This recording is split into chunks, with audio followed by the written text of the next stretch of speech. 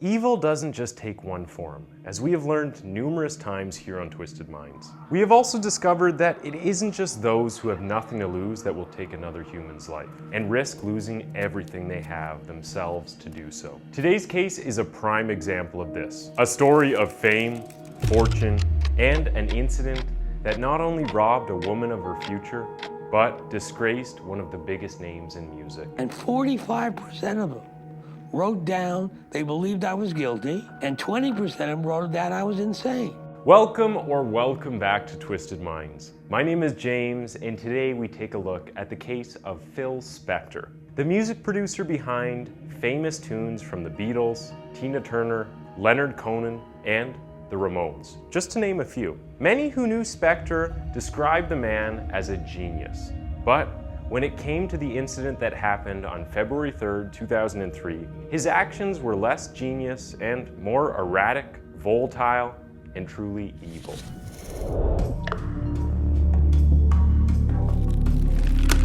Philip Spector began his music career in the Teddy Bears, a pop group that had a hit single called "To Know Him Is to Love Him." If that tune doesn't ring a bell, you are forgiven, as the song rose to fame back in 1958. After that, he co-founded the Phyllis record label at just 21 years old. During the 1960s, Spector co-wrote and produced music for famous artists of the time, including the Crystals, the Ronettes, and Ike and Tina Turner. In 1963, Spencer married Annette Marer, who was the lead vocalist of a pop group known as the Spectors 3. After his retirement in 1966, he would make his return to music 3 years later to produce the Beatles album, Let It Be, and other John Lennon and George Harrison records, names that may be more recognizable even to the young Twisted Minds viewers. After having an affair with Ronnie Bennett from the Ronettes, Spector married her in 1968, and they adopted a son,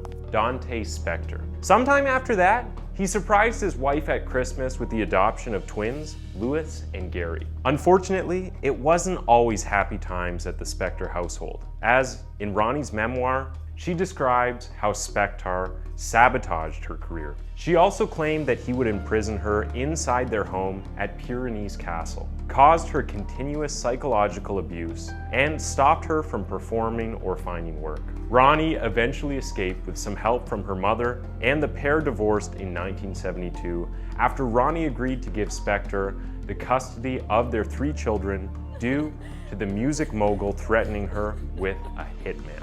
Later, when Spector's twins grew up, they went on to claim that they too were made prisoners in their own home and even forced to partake in sexual activity with Spector's girlfriends. Eventually, the producer went on to create the Wall of Sound, which is a production method that allows people to distinguish a specific instrument out of a lot of musicians playing at the same time. Something extremely revolutionary at the time, and was especially effective for songs being played over the radio. This, alongside with his production endeavors, would land the man a whopping $50 million net worth at the time of his death in 2021. After the 80s, however, the musical genius dropped out of the limelight, only returning once to produce a song called Season of Glass, which was performed by Yoko Ono after John Lennon's murder. Although Spector was quite the character, making headlines for his musical breakthrough and shocking private life, it was the gruesome incident that happened on February 3rd, 2003 that really cemented his legacy of infamy.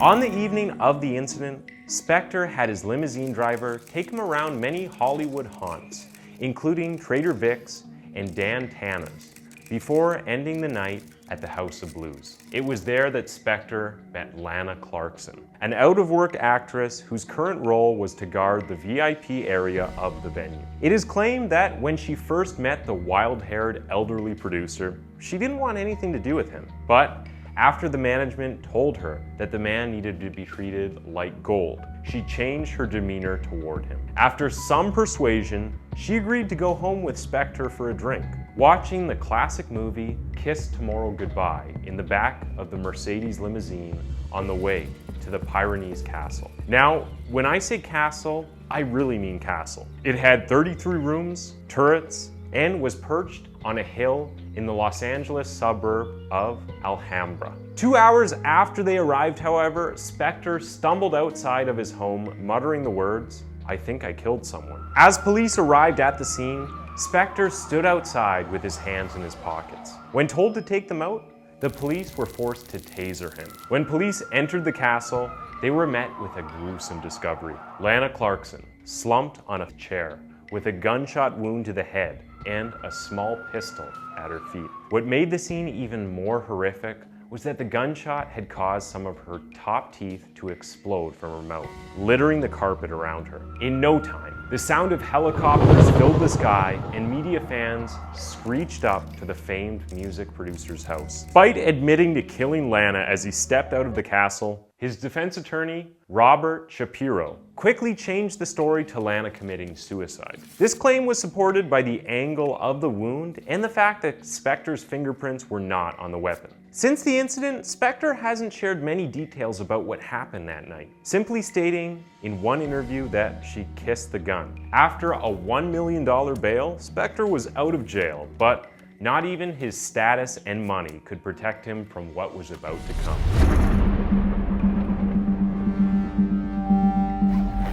After years of being postponed, the first-degree murder trial eventually began on the 25th of April 2007 and was broadcast on many live TV channels. Throughout the trial, despite the defense's claim that Lana's death was a suicide, damning evidence was put forward against Spector, including the testimony from Spector's own driver, Adriana De Souza. De Souza told the court about the night that Lana Clarkson died. He had picked Spector up from his home for an evening of drinking in Hollywood. Eventually, he met the beautiful Lana Clarkson, who had previously appeared in shows such as Knight Rider and The A-Team, but was now working at the club. Awkwardly, Lana had mistaken Spector for a woman, but was soon instructed by the manager at the House of Blues to treat him like a VIP. After that, Lana went home with the producer and the gun was fired. Now, what made De Souza the perfect witness was that he was perfectly sober and was the first person Spector told about the death of Lana, a death he initially claimed responsibility for. During the trial, Dr. Louis Pena, who had conducted the post-mortem, described what the poor girl would have gone through after the trigger was pulled. In the statement, he described that she would have lost all movement as the spine was severely damaged, which would have eventually led to her breathing slowing down and her blood pressure dropping rapidly. Her brain function would have stopped, preventing her from talking, screaming, or crying. Just awful. During the trial, forensic expert Dr. Henry Lee, who had provided evidence during the O.J. Simpson case, was also called to testify. Shockingly, he was accused of hiding evidence that would have supported Spector's guilt, as he had hid a white acrylic fingernail that belonged to Lana. Some believe that this fingernail could have proved that she had her hand in front of her face instead of holding the gun. The jury was told about Spector's history with guns, hearing how Spector would often mix his drinks with medication, which often led to him waving guns around at parties, something that would explain a potential murder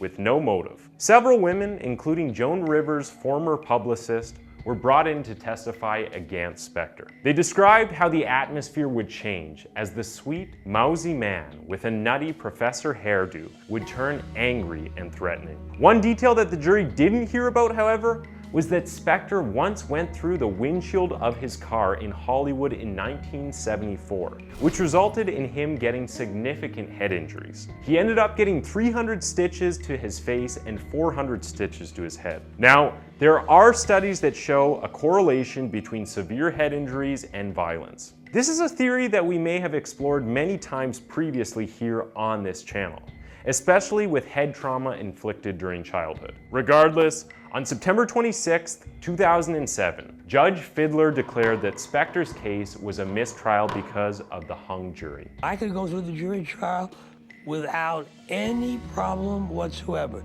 The only thing that concerns me about the jury trial and getting through it is the verdict.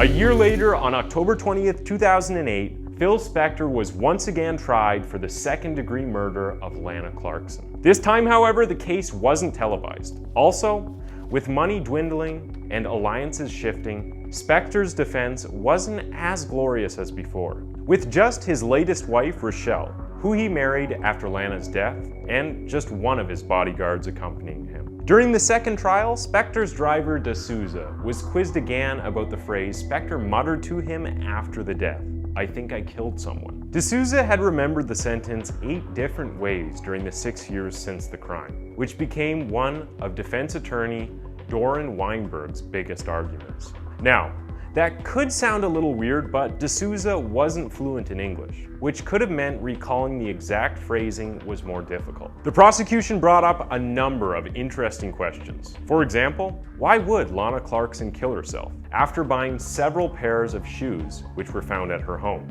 Lana hadn't expressed any suicidal tendencies or given any signs of being unhappy with her family and friends. Of course, many people who do end their own life often cover up their feelings and pretend they are fine. But after hearing from specialists in the field, the court heard that people rarely kill themselves on a whim, especially in a stranger's home. The women who were brought to the first trial were asked to return to share their stories of Spector flying into a violent rage, waving guns around and making everyone feel intimidated and uncomfortable. The evidence eventually mounted up against the producer, and the jury found Phil Spector guilty of second-degree murder. On top of the verdict, they also found him guilty of using a firearm during a crime, which added another 4 years to his sentence. Eventually, he was sentenced to 19 years in prison, with the chance of a parole hearing in 2024. Unfortunately for the killer, he wouldn't live long enough to see that day.